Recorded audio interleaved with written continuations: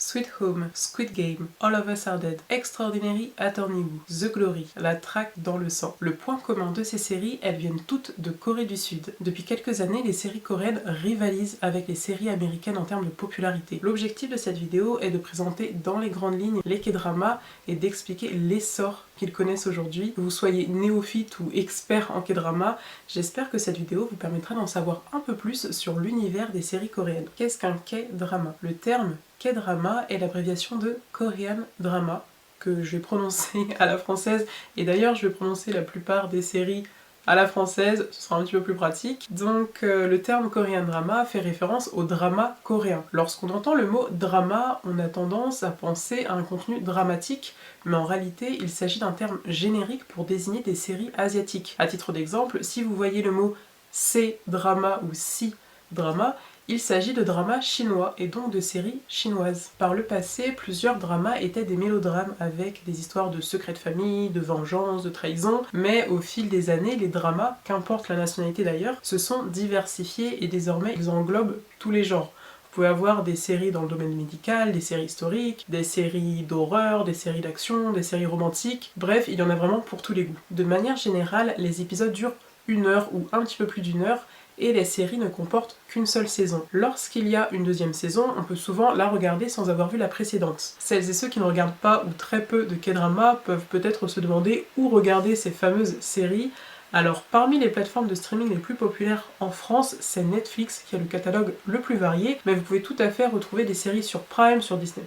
Après il existe également des sites spécialisés comme Viki. Viki est un site qui est vraiment dédié au drama et pas que les dramas coréens d'ailleurs. Maintenant on peut espérer que, à l'instar des séries américaines, l'engouement pour les séries coréennes va inciter des chaînes nationales à proposer ce contenu à la télévision, qui sait, mais pour l'instant les fans de K-drama comme moi, doivent généralement passer par internet pour regarder ces séries, et c'est d'ailleurs en partie grâce à internet que ces séries connaissent un tel succès aujourd'hui. De la Corée au monde entier. Après avoir parlé des caractéristiques des K-dramas, des différents genres, nous allons maintenant nous concentrer sur l'évolution de ces séries afin de voir comment elles ont réussi à franchir les frontières. Dans les années 90, les séries coréennes étaient populaires sur le marché domestique. La série Sandglass de 1995, qui raconte l'histoire de 3 amis pendant les années 70 et 80 et met notamment en scène le soulèvement de Gwangju, était tellement populaire qu'on raconte qu'à chaque diffusion d'un nouvel épisode,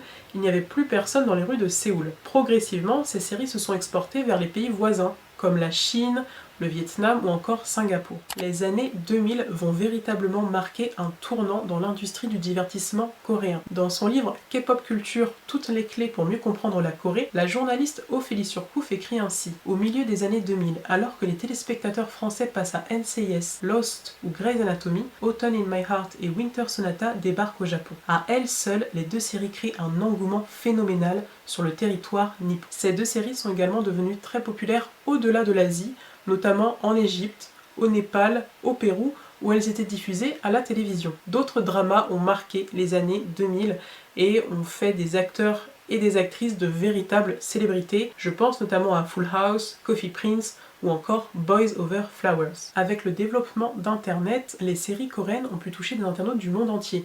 À cette période, il fallait généralement se tourner vers des sites de streaming pour regarder ce type de contenu, et il fallait donc compter sur le fan-subbing. Le fan-subbing ou fan-sub, pour celles et ceux qui ne connaissent pas, cela signifie que ce sont les fans, les communautés de fans qui réalisent les sous-titres, très souvent de manière bénévole. Donc grâce à ces personnes, grâce à ces fans, les séries coréennes, mais les séries étrangères d'ailleurs, de manière générale, même les séries américaines, ont pu être regardées par bien plus de spectateurs et de spectatrices. Dans les années 2010, l'arrivée sur le marché des chaînes du câble coréen, TVN, OCN et JTBC, a apporté un souffle nouveau à l'industrie des K-dramas.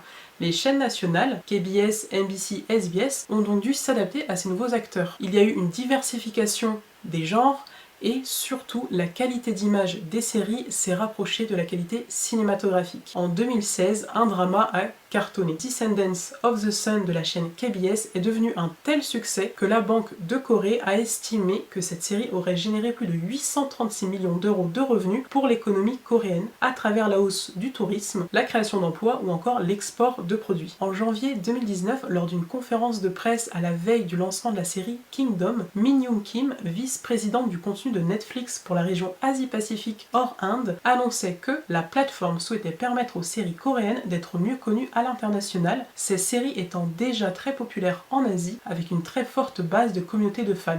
Disponible en 12 langues dès sa sortie, la série Kingdom est vite devenue populaire et a pu toucher un large public international. Bon, nous ne sommes qu'en 2023, mais je pense qu'on peut dire que les années 2020 ont véritablement marqué l'avènement des K-dramas. Le 17 septembre 2021, Squid Game sort sur Netflix.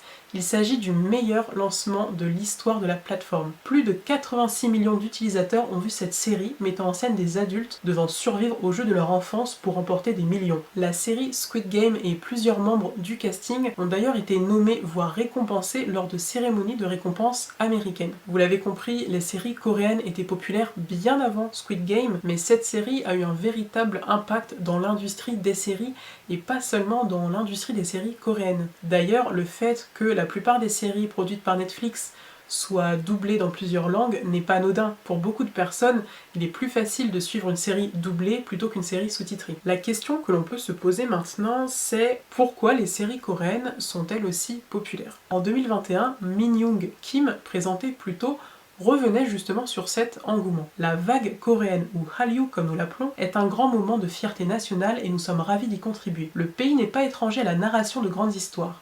C'est même profondément ancré dans la culture coréenne. Ce qui a changé, c'est qu'aujourd'hui, Parasite a remporté l'Oscar du meilleur film. Blackpink se produit à Coachella et plus de 22 millions de foyers regardent la série TV d'horreur Sweet Home. Le public du monde entier tombe amoureux des histoires, des artistes et de la culture de notre pays. Traditionnellement, on retrouve dans les K-dramas le respect de la tradition, justement, le respect de la famille, et des valeurs universelles auxquelles tout le monde peut s'identifier. En fait, les séries coréennes n'ont rien à envier aux séries américaines. Je parle à chaque fois des séries américaines parce que, encore une fois, c'est le principal concurrent dans l'industrie des séries aujourd'hui. Mais il y a bien évidemment d'incroyables séries dans d'autres pays que les États-Unis. Donc voilà, c'est juste une petite précision. À chaque fois, je compare avec les États-Unis en termes de position dominante, on va dire, sur le marché. Le fait est que vous regardiez une série romantique comme She Was Pretty, une série politique comme Queenmaker ou une série d'action comme Taxi Driver, vous retrouverez généralement une photographie et une bande originale bien travaillées et des rebondissements à chaque fin d'épisode qui vous donnent envie de regarder la suite. Les séries coréennes permettent également aux spectateurs non coréens de découvrir une autre culture, une culture avec des codes et des coutumes différents. De manière générale, il y a peu, voire pas du tout, de scènes explicites, que ce soit en termes de violence ou de sexualité. Ce point est bien entendu à nuancer en fonction du genre que vous regardez. Je pense notamment aux séries Voice, A Model Family, The Glory, qui contiennent des scènes assez violentes, mais de manière générale, il y a très peu, voire pas du tout, comme je le disais, de scènes vraiment choquantes. C'est un point qui en effet peut différer de certaines séries occidentales. Là encore, on peut pas non plus mettre toutes les séries occidentales dans le même panier, mais c'est vrai que parfois pour un même genre, on est sur des scènes assez différentes. Un autre point que je trouve assez intéressant, c'est le fait que les K-dramas se distinguent par l'implication de la communauté de fans.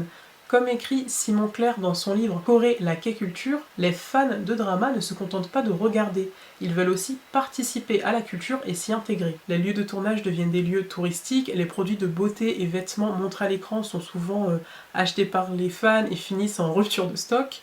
D'ailleurs, certaines actrices et certains acteurs sont même tellement populaires qu'ils organisent ce que l'on appelle des fan meetings. Donc concrètement, ce sont des rencontres avec les fans et pour les fans. Sauf que là où les conventions pour certaines séries que j'ai en tête, certaines séries occidentales, concernent l'ensemble du casting de manière générale, là on est vraiment sur une rencontre avec un acteur, une actrice.